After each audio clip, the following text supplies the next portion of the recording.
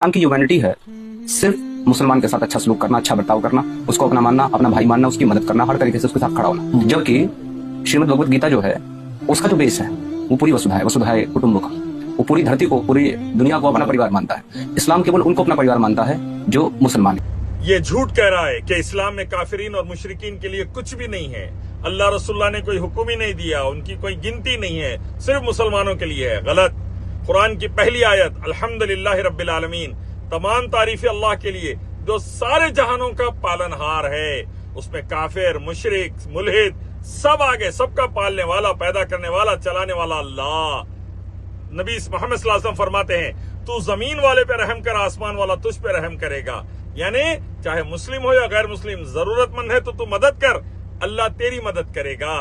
ज़कात के 8 हिस्से हैं, उसमें से एक हिस्सा काफिरीन और मुशरिकीन के लिए भी है, जिनके दिल नरम हैं, जो अच्छे नेचर के हैं उनके लिए। वैसे ही अल्लाह के नबी ने फरमाया, तेरे माँ बाप अगर मुशरिक काफिर भी है तो तू उनका ख्याल रख, उन पे खर्च कर। क्या पता चला, काफिरीन और मुशरिकीन का भी बराबर ख्याल है। हज्जतुल विदा आखिरी खुतबे में रसूलुल्लाह ने जो हज पर आपने दिया, आपने फरमाया कि मैं तुम्हें जिम्मियों के बारे में अल्लाह से डराता हूं। यानी वो गैर मुस्लिम, वो काफिर मुशरिक जो मुसलमान हुकूमत के अंडर में है। तो याद रखो, ऐसे मैं कई चीजें कोट कर सकता हूं। अल्लाह अकेला रब है।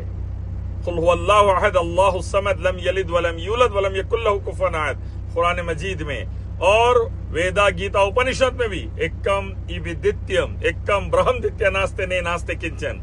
रब एक ही है, दूसरा नहीं है, नहीं है, नहीं है, जरा सा भी नहीं है। उस अकेले रब की पूजा करो, अल्लाह की, और आखिरी नबी मोहम्मद सल्लल्लाहु अलैहि वसल्लम की इताअत करो।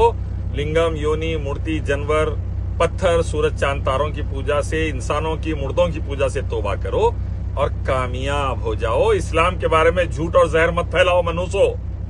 इस्लाम कबूल कर लो, कामयाब हो जाओ दोनों जहां। और ये बंदा बोल रहा है कि हिंदुइज्म में, वेदा गीता में कास्ट नहीं है, वो सब को मिला के चलते। कितना बड़ा झूठ है। चैप्टर 10 वर्स 19 ऋग्वेद, 4 कास्ट, ब्राह्मण, क्षत्रिय, वैश्य, शूद्र। सर से पैदा हुए ब्राह्मण, शोल्डर से पैदा हुए क्षत्रिय, रान से पैदा हुए, थाई से वैश्य, और पैर से पैदा हुए शूद्र। कास्टिज्म का कितनी बड़ी बीमारी है भारत में आज भी। SC, ST, OBC, दलितों को कैसा मारते, आदिवासियों को कैसा मारते ब्राह्मण, कैसा ब्राह्मणिक पुजारी बनता, दूसरा नहीं बनता।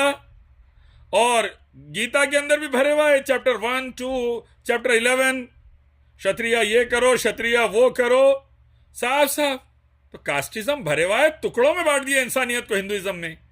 या योहन्नास, एक माँ बाप से तुम पैदा हुए, ये सिर्फ कुरान में अल्लाह डिक्लेयर करे, और उससे पहले अल्लाह के दूसरे कलाम में था जो दूसरे नबियों को अल्लाह दिए थे। आखिरी नबी मोहम्मद सल्लल्लाहु अलैहि वसल्लम को भी देकर अल्लाह ताला बोले, तमाम इंसान एक माँ बाप की औलाद है। रसूलुल्लाह फरमाया आखिरी खुतबे में, कोई रंग नस्ल से आगे नहीं बढ़ेगा, ना गोरा काले पे, ना काला गोरे पे, कोई अरब अजमी पे नहीं, अजमी अरबी पे नहीं, आगे नहीं बढ़ेगा। जो नेक रहेगा अल्लाह के करीब रहेगा। ये है इस्लाम।